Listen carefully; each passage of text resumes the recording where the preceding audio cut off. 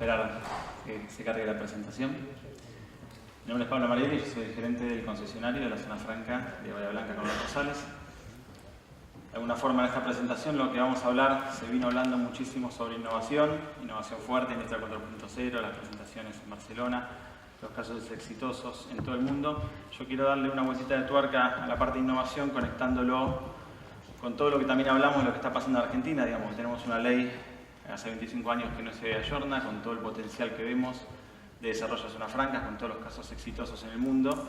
Y para ver las zonas francas argentinas, qué posibilidades tenemos de analizar estos sectores ganadores, como se presentó ayer, por ejemplo, de economía de conocimiento, o como lo que es oil and gas, con todo el potencial que tiene el desarrollo shale en el país, o energías renovables, que ya lo hemos hecho y es un caso de éxito que tenemos para mostrar, o régimen minero, digamos.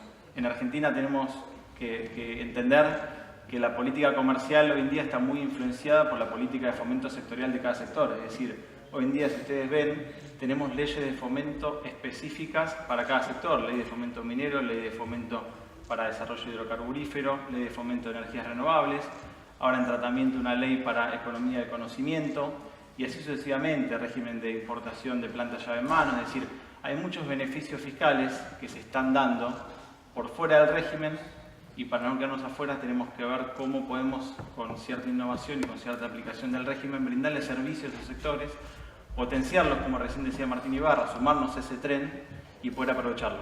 Entonces, un poco les quería contar el hilo conductor que nosotros hemos llevado, que ha sido el secreto que contaba Martín, un poco ver cuáles son los sectores de desarrollo y ver cómo podemos nosotros potenciar ese sector, mostrar cómo podemos aumentar la rentabilidad o atraer inversiones en esos sectores específicos, a través de poder analizar el régimen como está a la luz de una necesidad específica de la parte privada. Y en eso tiene mucho que ver el régimen que nosotros tomamos de Estados Unidos.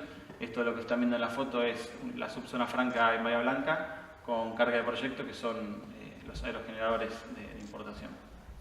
Entonces nosotros vemos por un lado lo que venimos haciendo acá, compartiendo experiencias, aprendiendo, viendo, si bien no es igual para todos, cuáles son los casos, las mejores prácticas, el camino que se ha llevado en otros países. Y tenemos una fuerte influencia del régimen americano, porque por el año 2000 en el puerto de Bahía Blanca hubo mucho intercambio con Port Houston, que es la FTC 84, la cual tiene una gran cantidad de subzonas francas. Ahora vamos a contar un poquito lo que es y lo que nosotros hemos hecho. Y también tiene una orientación muy abocada a lo que es oil and gas, en lo que es importación, logística y después procesamiento para exportación, digamos, en todas las etapas del proceso.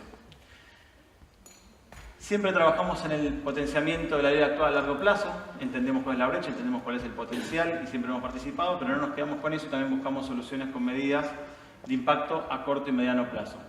El objetivo siempre que tenemos en lo que es el desarrollo es la herramienta al servicio de la productividad y la inversión, y entendemos que la innovación es la forma de llevarla a cabo.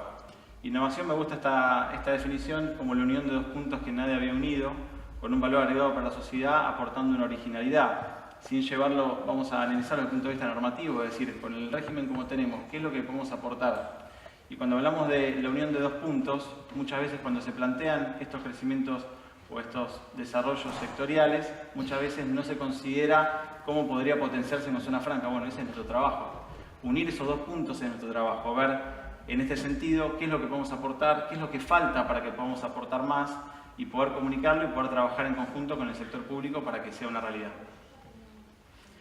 En lo que es el scope de oil and gas, hoy en día, y como pasa en muchos sectores, tenemos en el país la necesidad del desarrollo de un sector estratégico, pero también tenemos la necesidad de que eso genere encadenamiento productivo, digamos, que no vaya en detrimento de las posibilidades de desarrollo de la industria en el país.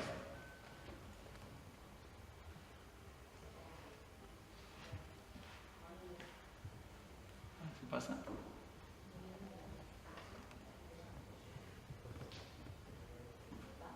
Se apagó.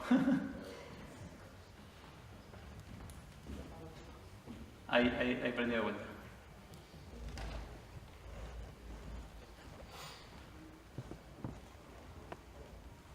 Vamos una para atrás.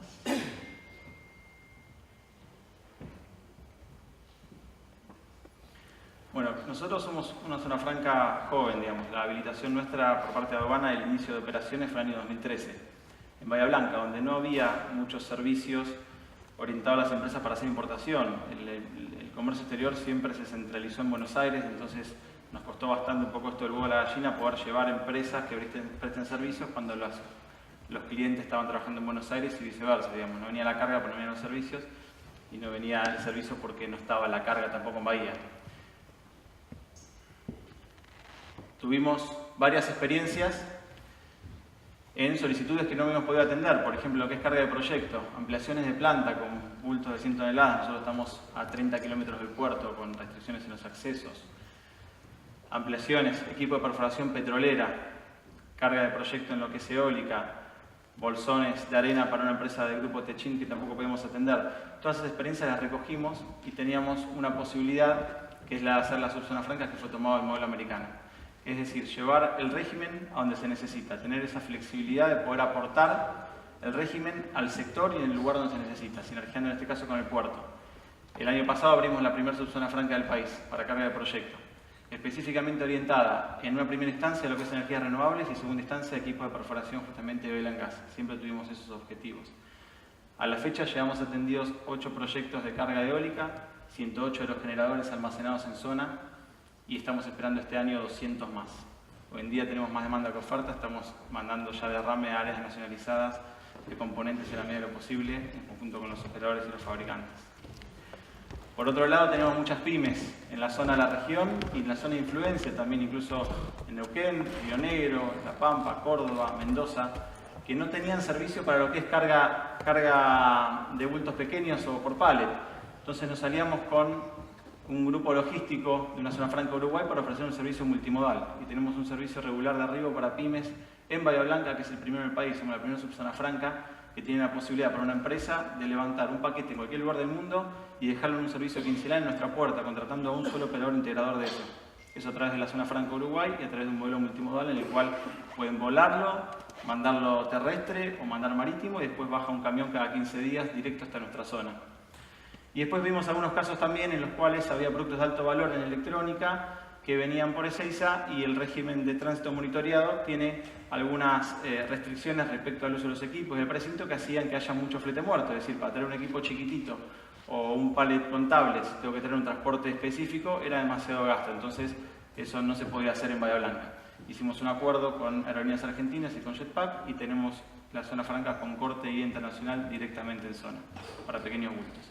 Entonces, estos son un poco los casos de decir, tenemos la ley que no tiene cambios, pero también tenemos oportunidades que ver en la necesidad de los clientes y ver realmente la reglamentación y se puede analizar con servicios, con ciertas adaptaciones, poder ofrecer un servicio. Y innovación sin ejecución es alucinación, es decir, nosotros vemos cuál es la necesidad, determinamos la factibilidad de hacerlo con el régimen, determinamos si hay una brecha, y determinamos si esa brecha es una brecha insalvable, legal, porque la ley no lo permite, o si es una cuestión reglamentaria o algo que nunca se hizo. Quizás se puede, pero nunca se hizo. Entonces, no hay una seguridad realmente de cómo se debería hacer.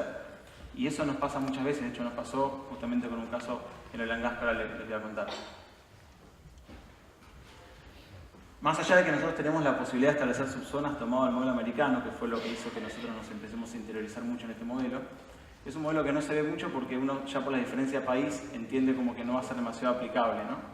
Pero la verdad es que es un régimen que tiene sus drivers de valor en lo que es la flexibilidad, la adaptación, la simplicidad en los procedimientos y la velocidad de implementación. Es decir, vamos a ver que la ley no ha tenido grandes cambios y sin embargo el impacto que tiene en el país es muy grande y es una política de fomento que tiene un foco muy importante. En la Autoridad de Aplicación Nacional interviene el Secretario de Comercio y el Secretario del Tesoro y analizan cada caso puntual de producción o establecimiento de zonas o de subzonas de acuerdo al derrame que genera, de acuerdo a si asista el bien común o no, con lo cual es un régimen que tiene mucha aplicación y mucha flexibilidad en la aplicación. El modelo de subzonas es uno de sus caballitos de batalla, es decir, poder llevar el régimen al área donde se necesita, más allá que la zona franca como un área de influencia y poder establecer distintas zonas operativas dentro, justificando por qué no se puede hacer en el área de propósito especial. Esto lo que logró fue dinamizar el régimen en Estados Unidos. En la década de los 90 hubo un gran crecimiento en lo que es oil and gas, justamente en la FTC 84, que es la de Houston. Al 2017, el reporte de 2018 de cierre reporta que tienen más de 262 zonas francas aprobadas, 300 de producción activa, o sea, es un régimen industrial. y tiene más de 500 subzonas en esas 262 zonas francas. Una gran contribución a los empleos, fin de 2015 420.000 empleos directos, 2017 450.000, 10% de las importaciones de la zona franca, 5% de las exportaciones, para tomar dimensión 87 billones de dólares. Régimen productivo, y ahí agregamos más tarifa invertida. Tarifa invertida es el otro caballito de batalla que tienen. Básicamente, como es un régimen productivo, encontraron también la posibilidad de fomentar la producción y, lo que decía recién Martín, mitigar el impacto de las importaciones haciendo un agregado de valor en destino con mano de obra americana a través de este régimen de tarifa invertida, que ahora vamos a ver en qué consiste y cómo podríamos traspolarlo al caso nuestro.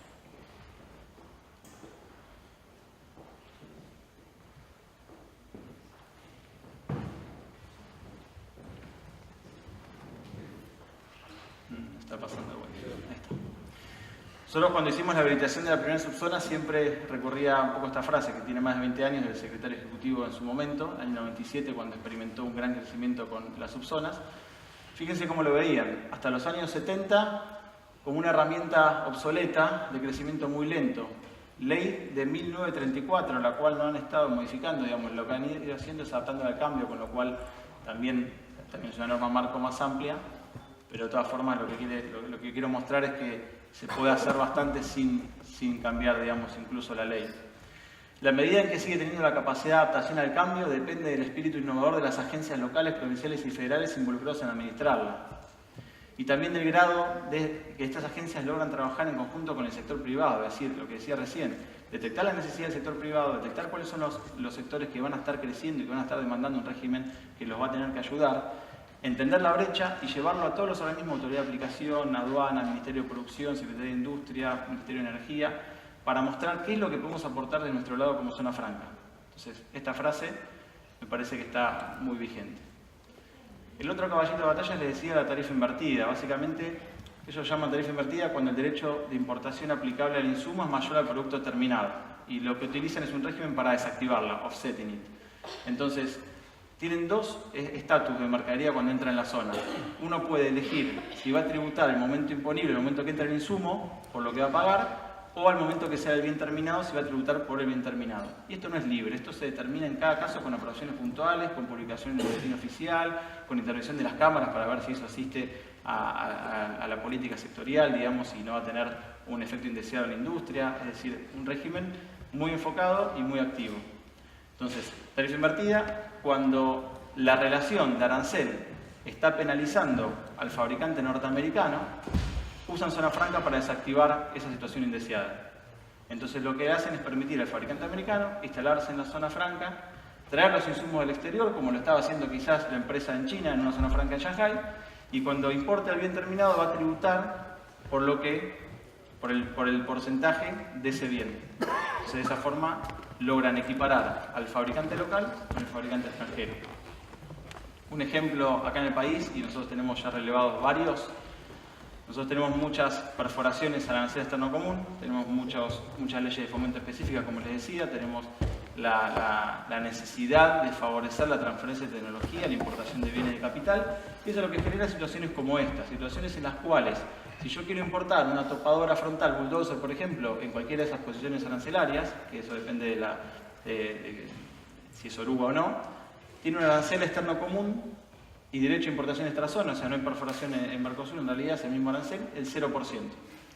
Pero estamos hablando que hoy en día la producción son en cadenas globales de valor, donde cada país fabrica una parte y eso se va integrando, es decir, cada componente final tiende a tener un alto componente importado, porque hay un grado de especialización y de fabricaciones parciales en todo el mundo. Entonces, ¿cómo pretendemos que un fabricante local pueda ser competitivo fabricando una topadora frontal, por ejemplo, si cuando tienen que importar las hojas va a pagar el 14%, cuando tienen que importar las palas, 14%, la cabina el 10%, los neumáticos 35%, la oruga 14%, el motor, los cables y demás 16-18%. Es decir, es prácticamente imposible que un fabricante local pueda fabricar competitivamente fuera de zona franca esta mercadería. ¿Por qué? Porque viene de una zona franca al exterior, libre de impuestos, incluso con mayores beneficios fiscales, y va a pagar el 0% y va a tener importación liberada.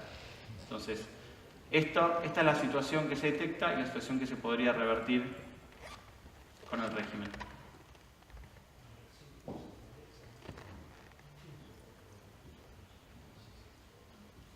sé si no conecta o...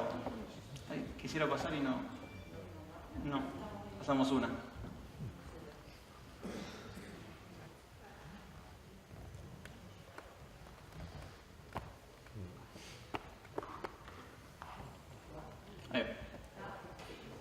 Bueno, ¿cómo lo llamamos esto a Oil and Gas? Conectando los puntos, ¿no? Tenemos, como les decía, una ley de fomento sectorial, ley 26741, en la cual el autoabastecimiento es un objetivo prioritario de la República, se busca garantizar el desarrollo económico y un régimen equitativo y sustentable en las provincias. Ahí tenemos un punto. En otro punto tenemos la ley 24331 de zonas francas, en las cuales se busca el aumento de la eficiencia, disminución de costos, aumento de la inversión y el empleo, y es un régimen eminentemente federal. Recién la gente del comité estaba mostrando la conversión de las provincias y digamos, tenemos una por provincia por ley, ya instalada, ya funcionando y con infraestructura. Por otro lado, ¿cómo se está dando en Oil and Gas hoy en día el abastecimiento de equipos? Zona Franca es un instituto aduanero, por ende tenemos que ir al Código Aduanero y su decreto reglamentario. Hoy en día, hasta hace unos años, se importaban los equipos temporalmente para hacer desarrollo en el país y luego se reexportaban al exterior. A través de esta nueva ley, con el decreto del 2017, se creó un nuevo régimen de importación de bienes usados, es decir, para favorecer la importación de bienes, la transferencia de tecnología necesaria por el alto grado de necesidad de desarrollo de vaca muerta. Ahora vamos a ver, se desgravó la importación incluso de bienes usados. Es decir, hoy en día uno puede ingresar un equipo en forma temporal para trabajar, un equipo de perforación, puede importarlo al exterior nuevo o puede importarlo al exterior usado al 0%. ¿Está bien? Usado.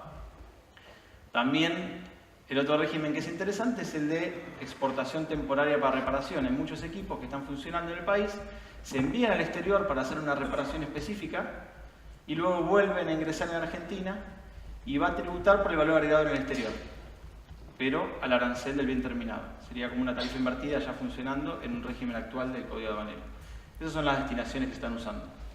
Entonces, ¿qué es lo que hizo con este nuevo régimen en el año 2017? Hace una lista positiva de bienes usados que pueden entrar al 0% y al 7%. Es decir, esto es para favorecer aumentar la frontera de posibilidades de producción del sector, pero obviamente esto genera tensión cuando estos bienes tienen capacidad de provisión local, es decir, si hay industria que realiza estos bienes, ¿cómo hacen para competir con la importación del usado al 0%? Para salvar esta tensión, hicieron una disposición conjunta en la cual, cuando uno importa el bien usado, que puede ser hasta 10 años de antigüedad, de acuerdo al año de antigüedad del bien, se hace un compromiso de compra local de bienes nuevos por un porcentaje del valor de lo que está importando. Es decir, yo importo un equipo que vale $1 millón y si tuviera, no sé, 8 años de antigüedad, estoy obligado en el plazo de 2 años a comprar equipos similares en la industria local en la medida que me lo puedan abastecer por un X porcentaje. Entonces lo que trata es nivelar los objetivos, de favorecer el desarrollo de la explotación y a través apoyar la actividad productiva. Y acá yo veo la oportunidad de incorporar la herramienta de zona franca para el fabricante nacional con escopo específico para sinergiar con la ley de fomento, es decir, cómo articulamos una cosa con la otra y cómo hacemos para hacer el puente entre estos dos objetivos que se quieren llevar a cabo a través del régimen. En lo que es reparaciones, cuando se envía un bien a reparación para el exterior, recién lo explicaba, se envía al exterior, se hace un agregado de valor que se informe y después va a tributar cuando vuelve a ingresar. Entonces la pregunta es, ¿qué ocurriría si se le brinda a la industria nacional la capacidad de zona franca para realizar reparaciones, revamping, reacondicionamientos con costos competitivos, igualándolo con las condiciones del exterior? Y acá les hago una salvedad, condiciones exterior desde el punto de vista aduanero. Estamos viendo cómo, desde el punto de vista aduanero y del arancel, no estamos dándole todas las herramientas necesarias al fabricante nacional. Es decir, en zona franca acá en Argentina uno paga ganancias como cualquier otra empresa, paga las contribuciones patronales de los empleados, sus proveedores pagan toda la carga impositiva también, ingresos brutos y tasas. Entonces vemos 3 líneas de oportunidad. Que la exportación temporal que se viene haciendo se permita, en realidad está permitido, digamos, que se reglamente para que se pueda enviar a zona franca para reparación, donde uno tiene su stock de insumos extranjeros, es decir, brindarle seguridad a las empresas para que en la medida de lo posible fomentar la erradicación de inversiones con las zonas francas como hub de reparación para las cuencas de explotación en el país. Reacondicionamiento y reparación previa a la importación. Uno de los casos que tuvimos de equipo de perforación, los tipos nos decían que importaban la mercadería y tardaba un mes más o menos en conseguir las aprobaciones necesarias para IMPO. y después de ese mes liberaba la mercadería y la tenía que mandar a reacondicionar y hacer algunos ajustes finales, si bien el reacondicionamiento fuerte ya se hizo en el exterior. Entonces me decían, si yo puedo hacer esto en zona franca mientras espero que me salgan los permisos, el lucro cesante que yo tenía por cada día de operación del equipo es abismal. O sea, el ahorro que tenía era muy importante. En ese momento no teníamos la subzona aprobada, en ese momento le dijimos que no teníamos ninguna posibilidad para ofrecerle. Y el otro punto, que acá no estaba muy mencionado, pero que también está relacionado, yo le decía que en los años previos este sistema de importación de equipos siempre fue con temporales. Ahora que el usado paga el cero ya no tiene sentido, ¿no? Pero siempre se traían equipos usados en forma temporal y luego tenían que salir al exterior. Lo que estamos proponiendo también es que se pueda cumplir esa temporal ingresando en zona franca para que el fabricante de afuera la tenga a disposición de las empresas que están haciendo la exploración y que mientras tanto se haga en ese hub también las reparaciones y reacondicionamientos necesarios. Es decir, son 3 líneas de oportunidad que están relacionadas básicamente y que está relacionado con servicios de reparación, que es una cuestión en la cual está permitido por la ley, pero no está correctamente reglamentado. Nosotros tuvimos el ejemplo de una empresa top 3 a nivel mundial, una multinacional, que vino con un pedido muy puntual, necesitaba montar muy rápidamente una instalación para reparación de electrobombas sumergibles. Nos vino a ver a nosotros, en ese momento nosotros no teníamos muy masticado todo el tema de cómo sería el servicio de reparación, la rebaja de insumos, todo lo que estamos contando. Y necesitaba respuesta inmediata y dijimos que en ese momento no teníamos la capacidad de una respuesta inmediata, con tiempo sí podíamos hacer el planteo ante la autoridad de aplicación para poder avanzar. Y la empresa terminó radicando su planta en otro lugar del país. Entonces a partir de ahí empezamos a ver este caso, a partir de ahí empezamos a ver si era factible y cuáles eran las ventajas. Y la verdad que uno ingresa a los componentes del exterior sin previsiones económicas, cuotas ni carga impositiva de importación. Efectúa la reparación de los equipos integrando con producción y valor agregado local argentino. El momento imponible va a ser el momento de importación o reimportación del bien reparado. Tributaría bajo la ley de fomento con un CBIH o sobre valor agregado en el caso de la temporal, como se está haciendo hoy en día. La única diferencia es que vaya a zona franca en vez de que se vaya al exterior. Hay una mejora en la estructura de costos por el régimen, por el funcionamiento. Hay una facilidad en la transferencia de tecnología, puedo traer equipos usados del exterior, puedo favorecer para que muden una planta que tengan parte de eso o líneas de producción de la maquinaria a zona sin necesidad de pagar tributos ni conseguir permisos. Y aparte estoy generando una proyección al mercado externo, digamos, vamos a exportar porque somos competitivos para hacerlo. Es decir, hoy en día nosotros tenemos también pedidos para abastecer el mercado chileno en lo que es reparación también de bombas, no electrobombas, sino bombas más pequeñas, una pyme que está en Bahía Blanca. Entonces, esto lo que genera es un círculo virtuoso y también lo que genera es que es una política pública focalizada, que recién lo decía Martín también, el tema de hacer un testeo de política pública. Es decir, si uno ve el esquema de la bulldozer al 0% y el resto de los componentes con un porcentaje, sería imposible decir, y no, como la bulldozer va al 0%, vamos a desgravar todo. Entonces, de esta forma uno puede focalizar y favorecer a ese fabricante que se tiene que abastecer esos insumos en zona franca sin desarmar toda la estructura arancelaria que tiene el resto del país. Es decir, es una política pública focalizada. Ya tiene beneficios actuales, la ley da beneficios, no es que no los da. Tiene la parte extraterritorial como diferencial, que es lo que permite que sea focus, digamos, que no se vaya, que no se derrame a donde uno no quiere. Sinergia con regímenes que ya existen, exportación temporaria para reparación o importación de bienes usados desgravados. Ya hay una infraestructura instalada. ¿Habrá que hacer inversiones? ¿Habrá que adecuar? Sí, pero ya están habilitadas, con la aduana en la puerta, con un concesionario en cada una dispuesto a invertir, con las provincias buscando generar desarrollo. Y hay alternativas. Este listado no es exhaustivo. El otro día estaba opinando con Viciano, la gente de PTP estaba también viendo el tema de Vaca Muerta. Yo básicamente lo que hice es solapar lo que son las cuencas Puyana y Neuquina, que son las de mayor explotación shale hoy en día, y tenés la zona franca de Zapala, que está firmando contrato, zona franca de Bahía Blanca, que ya estamos operando con la posibilidad de hacer subzonas y con una subzona en el puerto para carga de proyecto con descarga directa de buques, y una zona franca en Mendoza para lo que es la cuenca Puyana. Es decir, hoy en día uno ya tiene infraestructura en puntos de entrada o puntos de cercanía de abastecimiento a los sectores de producción que están habilitados o por habilitarse, es decir, hay que aprovechar esto. Esto es para que ustedes vean el movimiento, si bien las proyecciones son exponenciales en lo que es movimiento. Año 2018 en el puerto de Bahía Blanca se movieron 250.000 toneladas de importación relacionadas con vaca muerta. Hubo material de proyecto, equipos RoRo que bajaron el muelle, pero también hay mucho arena, baritina, maquinarias, productos químicos, y esto está, digamos, planificado de 250.000 en realidad a millones de toneladas, que es un poco la razón por la cual se está hablando también del tren, la vaca muerta y demás. Y a largo plazo, ¿qué es lo que podemos hacer? Crear condiciones para la erradicación de industria de bien de capital que no tengan antecedentes de producción en el país, aplicando el beneficio de tarifa invertida, con un listado de bienes y con una garantía de seguridad jurídica para quien se instala. O sea, hoy en día la ley permite en Argentina fabricar bienes de capital que no tengan antecedentes de producción en el país. Y después está la disposición conjunta de la Subsecretaría de Comercio e Industria, en la cual la capacidad de adquisición de bienes locales habría que validarlo con lo que es la producción en zona, de acuerdo a lo que dice la norma, con un contenido local del 40% más, para que cuando se le exige a la empresa que importe el equipo que se abastezca con bienes locales, favorecer también que los fabricantes locales tengan posibilidad y sinergia con la producción en zona franca, es decir, darle la respuesta a los dos, al que importa y al que fabrica. Y después hay otros casos de aplicación. Se habló mucho también de las zonas francas offshore, nosotros todavía no lo tenemos eso estudiado, pero está en licitación y claramente es una gran oportunidad para abastecer. Y después todo lo que es la disponibilidad del gas. Hoy en día en Bahía también se están planteando todas las ampliaciones del polo petroquímico y en Estados Unidos y Houston fue igual. Digamos, todas funcionan en zona franca, desde refinerías hasta lo que es la formación en plásticos y lo que es liquefacción. Entonces hoy en día vamos a tener una disponibilidad de gas y necesitamos la capacidad de exportarla a todo el mundo. Para eso hay que transportarla de forma marítima. Para transportarla en forma marítima hay que licuarla. Para licuarla necesitamos una alta inversión de capital. Una planta de liquefacción en tierra, estamos hablando de unos 5.000 millones de dólares de inversión.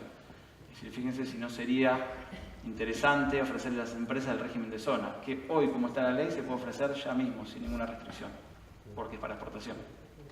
Y tampoco es un proceso productivo en realidad, es un cambio de estado. Y si vemos en el mundo qué es lo que está pasando, hoy en día, 2018, Boletín Oficial de Estados Unidos, Driftwood NLG Facility Located Subzone 87G.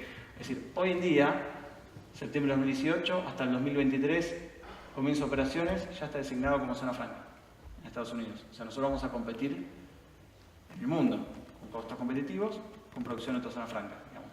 Hay que adecuarlo para poder hacerlo también dentro del régimen. Muchas gracias.